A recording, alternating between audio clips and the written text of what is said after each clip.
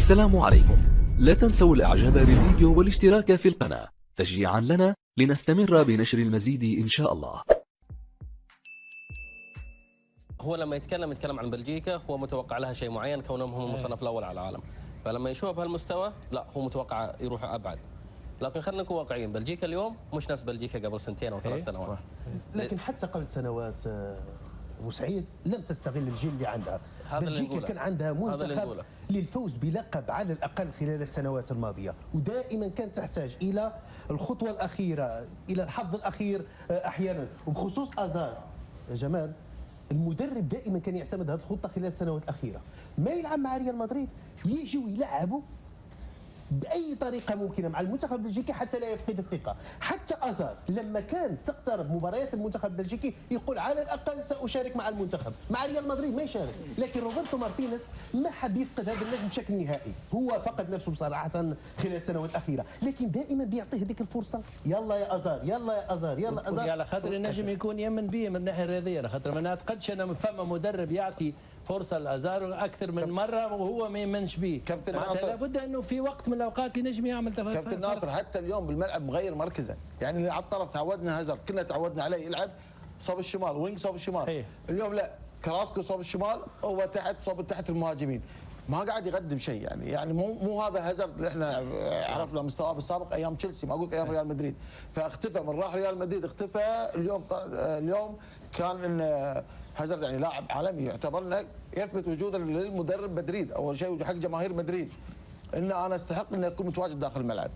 حالة التقلبات جمال في مستوى اللاعب هذه تحدث، يتوفق في فريق. احنا نتكلم عن امكانيات موجوده فيه، يعني عنده القدره والامكانيه، يعني هو رجل يمتلك كل الامكانيات اللي ممكن.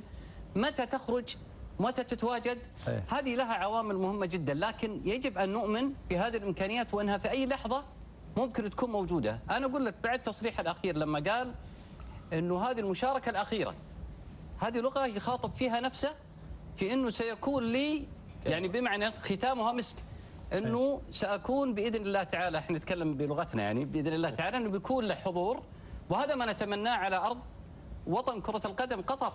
احنا نتمنى ان كل النجوم تبدع، وانا اتوقع انه لعيبه بلجيكا بيكون لهم حضور، خاصه اللاعبين اللي بتكون هذه المشاركه هي المشاركه الاخيره، لانهم يملكون اهم حاجه اللي هو الدافع الاساسي اللي يحفزهم انهم يقدمون عمل استثنائي في بطوله يعني هي الخيار الاخير لهم في مسيرتهم الرياضيه. احنا نتمنى ابو عبد الرحمن، بس الوضع اللي قاعد اشوفه انا مع منتخب بلجيكا ما قيسها لك الحين، اقيسها يوم كانوا نجوم كلهم في الدوريات، يوم كانوا هم ابرز اللاعبين، يوم كانوا هم يلعبون ضد اي فريق يستحوذون عليه ما سووا شيء.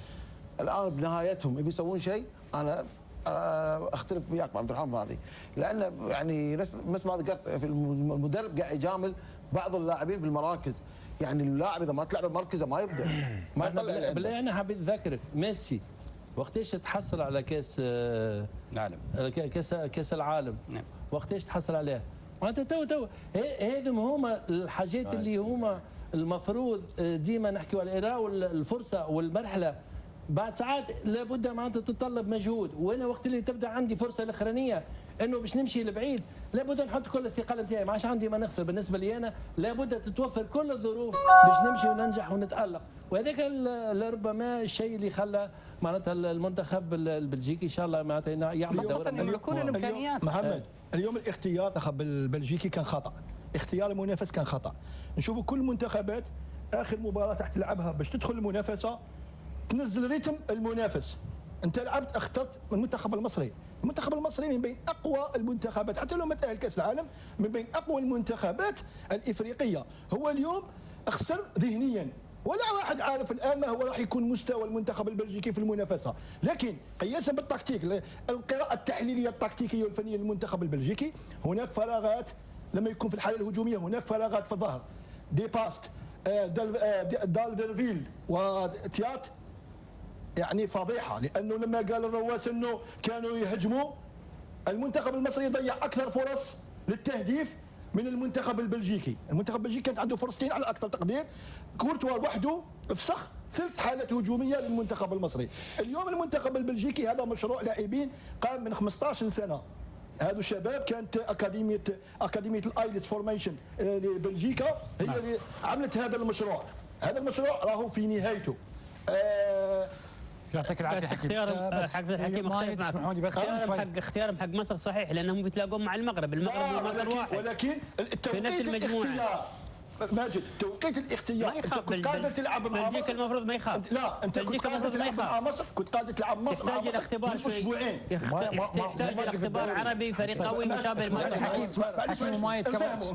حكيم توقيت الاختيار كان حكيم لعبها قبل اسبوعين ممتاز. لعبها اخر مباراه قبل كاس العالم واخذت على راسك. هذا راح يتحمل مسؤوليته المدرب. حكيم عفوا احنا مش جالسين في الشارع لو سمحت. حكيم كابتن ممكن نقطة نظام طال عمرك؟ فضلا وليس امرا يعني، بس هو مش قصة انه من صوته اقوى. بارك الله فيك. اسمح. لا تنسوا الاعجاب بالفيديو والاشتراك في القناة تشجيعا لنا لنستمر بنشر المزيد ان شاء الله.